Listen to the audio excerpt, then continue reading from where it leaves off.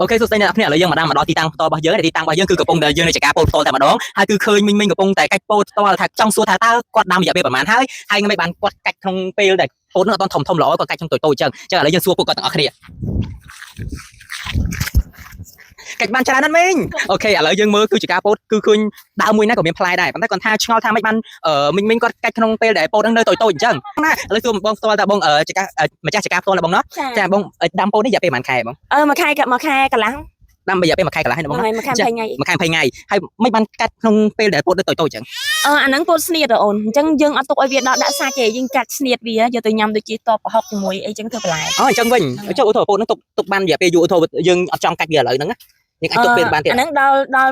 ល់អាយុវាត្រូវកាច់ស្នៀតគឺយើងកាច់ស្នៀតហើយកាច់បាន4វគ្គកាច់បាន4វគ្គអញ្ចឹងមានថាដាំម្ដងកាច់បាន4វគ្គអូយអរគុណច្រើនណាស់បងណាអរគុណច្រើនសម្រាប់ការផ្តល់ព័ត៌មានឥឡូវជួបជាមួយនឹងអ្នកកាច់ផ្ទាល់តែម្ដងតោះឥឡូវយើងជួបជាមួយនឹងមីងដែលគាត់កំពុងតែបេះពោតផ្ទាល់ចង់ដឹងថាតើការដាំហ្នឹងគឺមានផលវិបាកមិនដែរហើយមិនបានគាត់កាត់ក្នុងរយៈពេលហ្នឹងចង់ដឹងថាតើគាត់ដាំពោតហ្នឹងគឺគាត់ឧស្សាហ៍យកលក់ឬក៏គាត់ដាំដើម្បីតែញ៉ាំក្នុងគ្រួសារទេឥឡូវជួបគាត់ទាំងអស់គ្នាហេស៊ូមីង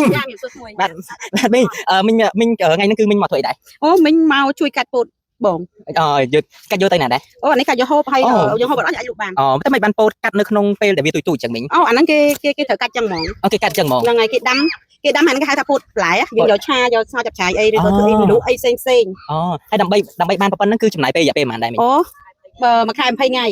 មួយខែ20ថ្ងៃហ្នឹងយើងអាចកាច់បានហើយយើងដាំម្សៅចឹងគឺកាច់បាន4ដងហើយវាដុសស្នៀតបន្តរហូតគឺកាច់ទៀតណាចុះដាក់ពេលកាច់លើកនេះដែរមីងយកទៅលក់ឬក៏យកទៅញ៉ាំក្នុងគ្រួសារទេកាច់សិនហ្នឹងយកលក់មីងមកជួយកាច់គីឡូបានពេលអីចឹងណាបាទមីងបាទស៊ីឈ្នួលគេកាច់បាទមីងបាទអញ្ចឹងហើយជាបានផ្លែហ្នឹងថ្ងៃនេះមីងអត់មានផ្លែគេគិតគីឡូនេះគេគិតគីឡូអត់ទូគិតគីឡូវិញហ្នឹងហើយបាទមីងបាទអញ្ចឹងកាច់ម្ដងអញ្ចឹងអាចបានចំណេញហើយប៉ុន្មានដែរមីងកាច់ម្ដងអញ្ចឹងអាស្រ័យលើគីឡូយើងកាច់បានច្រើនទេ10គីឡូគាត់ទៅតាមហ្នឹងទៅបាទមីងបាទអរគុណច្រើនណាស់មីងសម្រាប់ការផ្ដល់សម្ភារណាមីងណាអរគុណច្រើនអរគុណឥឡូវគឺកំពុងតែបានបងមួយទៅកំពុងតែកាច់ពោតបារាំងនេះគឺថាដាំផ្ទាល់គឺធម្មជាតិហ្មងនិយាយថានៅនេះគឺអត់មែនមានត្រឹមតែពោតស្នៀតទេមានដូចជាពោតបារាំងហើយនឹងតម្លៃធម្មតាគឺតម្លៃគឺធំល្អមែនតើដែលយើងអាចកាច់បេះបានហើយនៅក្នុងពេលនេះអូគឺល្អធម្មជាតិគឺល្អមែនតើតែម្ដងដោយសារតែយើងអត់ប្រើជាតិគីមីទេគឺផលិតផលធម្មជាតិផ្ទាល់តែម្ដងឥឡូវយើងជួបជាមួយនឹងមីងកំពុងតែបេះជីគ្រប់មុខទៀតហើយនៅនេះគឺមានជីគ្រប់មុខទាំងអស់គ្នាទាំងពីជីពងទាកូនជីអង្កាមជីនាងវងម្រះប្រៅទៀតគឺមានគ្រប់សត្វទាំងអស់អូយអ្នកចំការអូយស្អាតម្ល៉េះអូយសម្រាប់អ្នកក្រុងអត់ដូរទេមកអូយល្អមែនតើអ្នកទាំងអស់គ្នាឥឡូវយើងចែកទាំងអស់គ្នាប្រមូលផលហើយ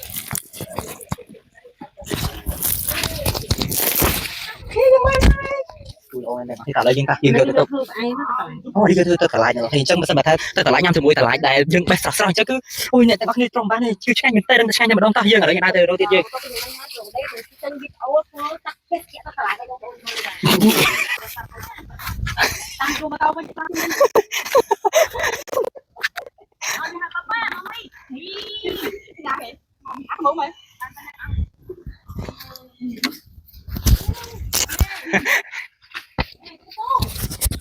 កឹងបង